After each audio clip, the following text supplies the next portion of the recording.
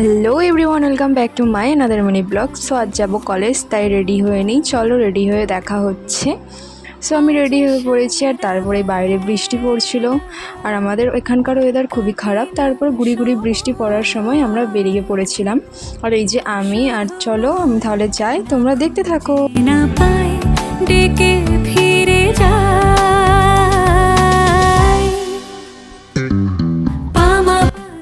চলে এসেছি, আর আমরা সব বান্ধবীরা মিলে একসাথেই কলেজ গেট দিয়ে ঢুকছিলাম।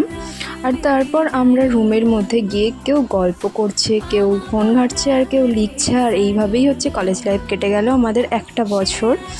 বাইরে বেরিয়ে এসে পুকুরে দেখি না এত সুন্দর একটা পদ্ম ফুল ফুটে আছে, তাই তোমাদের সাথেও শেয়ার করলাম।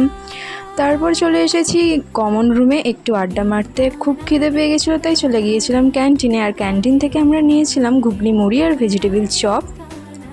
তারপর কফি দিয়ে খাওয়া দাওয়া শেষ করে বেরিয়ে পড়েছিলাম কলেজ থেকে।